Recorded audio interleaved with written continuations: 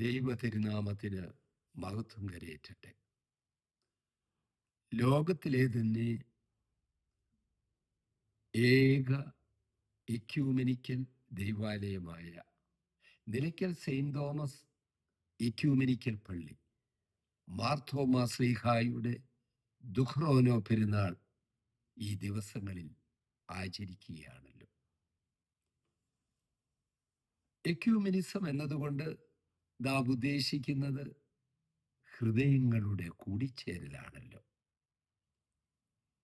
Nilakkal ecumenical ദൈവാലയവും അതോടൊപ്പം Nilakkal ecumenical ട്രസ്റ്റും ക്രൈസ്തവ സഭാ ചരിത്രത്തിൽ എന്നും വേറിട്ട് നിൽക്കുന്ന ഒന്നാണെന്ന് നമുക്കറിയാമല്ലോ. വാസ്തവത്തിൽ എക്യൂമിനിസം എന്നതുകൊണ്ട് നാം മനസ്സിലാക്കേണ്ടതും അതോടൊപ്പം തന്നെ അതിൻ്റെ ആത്യന്തികമായ ലക്ഷ്യം എന്ന് പറയുന്നതും ചരിത്ര യാഥാർത്ഥ്യങ്ങളെ മനസ്സിലാക്കി ചരിത്രത്തിൽ നിന്നും പാഠങ്ങൾ പഠിച്ച് ഇന്നിൻ്റെ ചരിത്രം രചിക്കുക എന്നുള്ളതാണ്.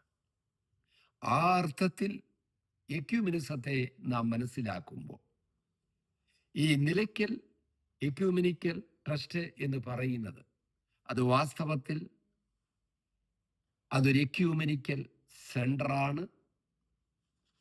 അതോടൊപ്പം തന്നെ ഇത് മാർത്തോമൻ തീർത്ഥാടന കേന്ദ്രമാണ്.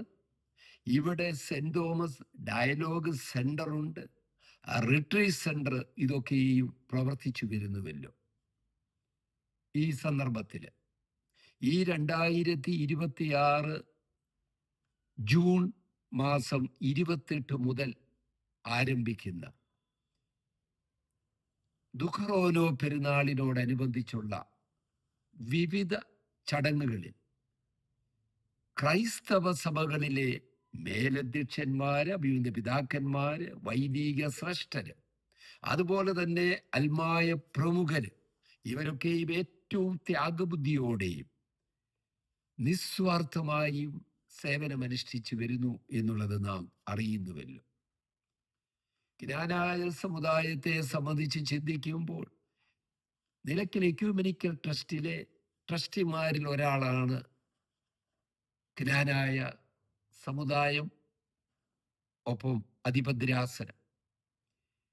കാലം ചെയ്ത പുണ്യശ്ലോകനായ ഏബ്രഹാം മാർ ക്ലീമീസ് വലിയ മെത്രാപ്പോലീത്ത തിരുമനസ്സും, അതുപോലെ തന്നെ അന്തരിച്ച പോപ്സൺ പള്ളിയമ്പിൽ PA ജേക്കബ്, പള്ളിയമ്പിൽ ബാബു എന്നറിയപ്പെടുന്ന ആ കർത്തൃ സഹോദരന് ഇവരൊക്കെയും നിലയ്ക്കൽ ട്രസ്റ്റിന് ചെയ്തിട്ടുള്ള സേവനങ്ങൾ മറ്റ് സഭകളിലെ അഭിയുന്ന പിതാക്കന്മാരെയും മറ്റ് അൽമായ ശ്രേഷ്ഠനെയും പോലെ തന്നെ മുൻപന്തിയിൽ തന്നെ നിൽക്കുന്നുവല്ലോ.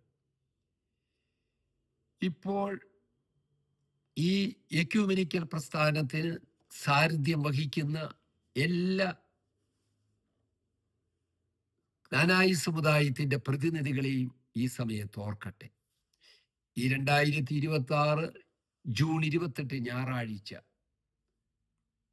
എനിക്കും ഈ സെന്റ് തോമസ് എക്യൂമെനിക്കൽ ദൈവാലയത്തിന് നിലയ്ക്കലിൽ വന്ന് വിശുദ്ധ ബലി അർപ്പിക്കുവാൻ ഈ നിലയ്ക്കൽ ട്രസ്റ്റിന്റെ ഭാരവാഹികൾ വേണ്ട ക്രമീകരണം ചെയ്തു തന്നതിൽ എല്ലാവരോടുമുള്ള നന്ദി അറിയിക്കട്ടെ. അന്നേ ദിവസം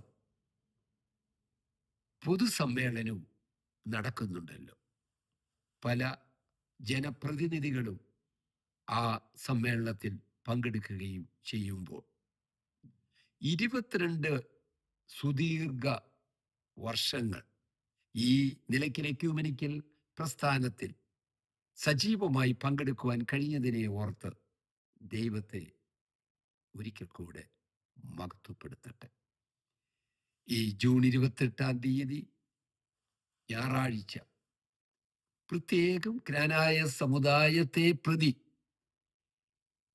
അതിൻ്റെ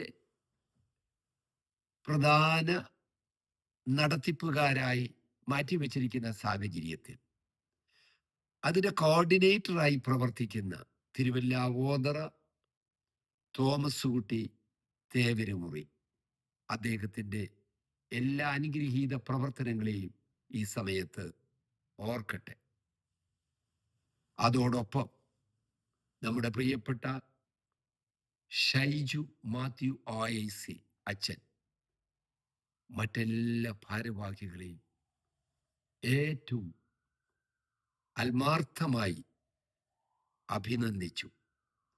ഈ ട്രസ്റ്റ് ലോകത്തിന് തന്നെ അനുഗ്രഹമായി തീരട്ടെ എന്ന് പ്രാർത്ഥിക്കുകയും ചെയ്യുന്നു. അന്നേ ദിവസം ഈ ജൂൺ 28 ജ്ഞാനായ സമുദായത്തിലെ അനേകം ഇടവക പള്ളികളിൽ നിന്ന് വാഹനങ്ങൾ ക്രമീകരിച്ചു. സ്വകാര്യ വാഹനങ്ങളിലുമായി അനേകം ആളുകൾ എത്തുന്നു എന്ന് അറിയുന്നതിനെ ഓർത്തു ഒത്തിരി ദൈവത്തെ സ്തുതിക്കുകയും ഏതു ദേശത്തോടുകൂടി നാം നിലയ്ക്കലിലേക്ക് കടന്നു വരുന്നുവോ ആ നിലയ്ക്കൽ ദൈവാലയം ഒരു